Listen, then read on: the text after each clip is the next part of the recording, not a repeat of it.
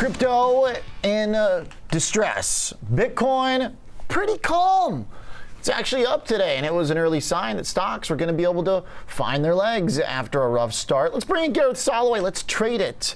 Chief market strategist at InTheMoneyStocks.com. So what's Bitcoin telling us here? Is the contagion limited, or is it celebrating a light inflation like everything else?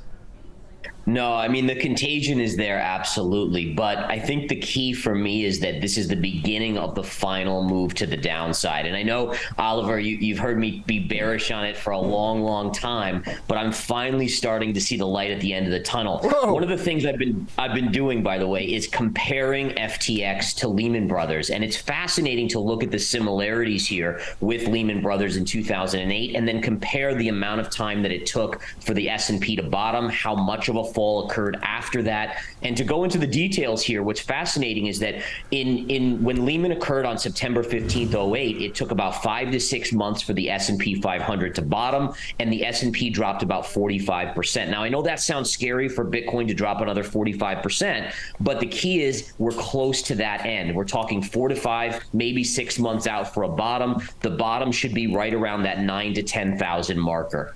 Wow. All right. So you're looking for 10K as the next stop after a big drop to hold. Do you think that'll be some form of local or long-term bottom? Yeah, I actually think it'll be a long-term bottom. I think it's going to coordinate with inflation coming back in. I think the Fed by that point will be more than on the sidelines, not looking to hike anymore. And I think that puts the market in a precarious position where stocks themselves will be in a tough spot with the economy slipping into a deeper and deeper recession. But I think at that point, you have regulation in the crypto markets, which will actually be like Dodd-Frank after 08, 09, that will help lift the markets out. Once you get that transparency in crypto, big money is going to get interested again, and that's what you need to get Bitcoin to start to move up. What do you think the contagion is right now, Gareth, when you're looking at the comparison to 08? It sounds like you're looking at charts, like literally from timing and breakdown. Anything fundamentally or thematically that we should be considering? Yeah, so I definitely think there's going to be continued contagion. You have, we had Genesis yesterday. There's another one today. But my hope is that this was the big one. This was the earthquake, and that you'll just have tremors after. And remember, a lot of these businesses that have had exposure to FTX, they're going to be forced to sell crypto, Bitcoin, Ethereum to kind of get their balance sheets back in check and get everything in order. So you will see continued pressure here. That's why the target, again, is down towards that 10-ish K, 9K level. But I think ultimately this is going to be what drives. We heard Kevin O'Leary say he was basically going straight to DC to push for regulation. And I think, again, that is the transparency. We need transparency. Investors should not have to worry whether their money will be there tomorrow on an exchange versus whether Bitcoin goes up or down. Investing is one thing. You make money, you lose money. You shouldn't have to worry about your money disappearing. What does the transparency matter, though, if the underlying stuff is all tied together to coins that get minted with nothing backing it? I mean, it seems like allegedly, I don't know the details, but from the reports that there was some questionable decision-making and funds being moved around, possibly fraud. But there was also seemingly pretty clear that even the man who ran the exchange, Bankman-Fried, was considering these underlying tokens as having value when they didn't, as soon as people decided they didn't. So where does the confidence in the product come in when it seems like just about any of these coins, first it was Luna, then it's FTT, Serum, maybe Sol. It's like, where does it end, all the stuff that's worth zero?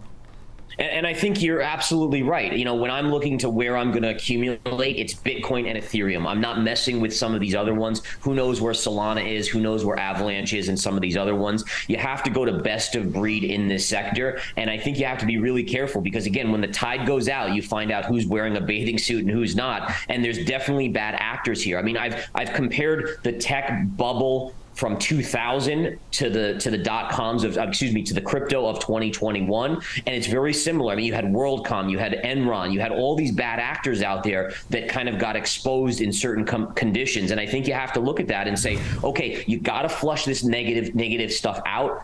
investors are absolutely going to get hurt, but you have to look beyond it. You are going to get that regulation, the rules, the transparency, but I would strongly suggest that most investors stick with the quality ones that can't be printed, mainly Bitcoin. We know there's a run of 21 million maximum. That gives you some security that it's at least not going to get printed into oblivion like some of these others. Okay, so you're preparing and getting the logic set up for when we do get that puke crash. And what does the Lehman chart tell you? Maybe you said, what, 3 to 6 months kind of time horizon?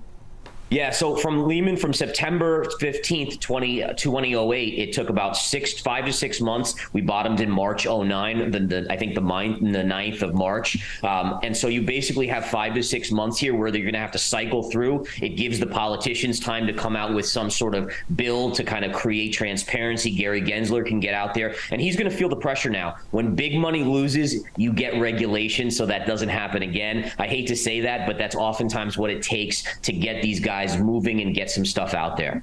Okay. Hey, you've got another bit of a contrarian call, though, here more imminently. Let's talk Meta real quick. You think this thing is due for a turnaround?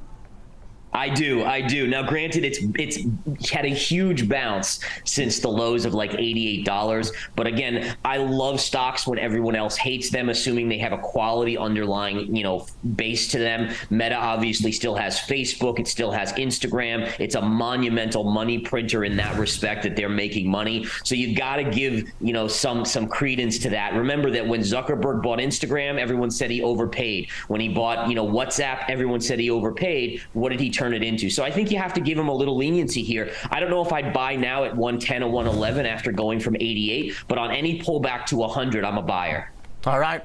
Gareth, thanks for the catch up. Like the framework here that you're using for the Bitcoin approach. We'll chat soon. Thank you. All right, you got it. Gareth Soloway, Chief Market Strategist at InTheMoneyStocks.com.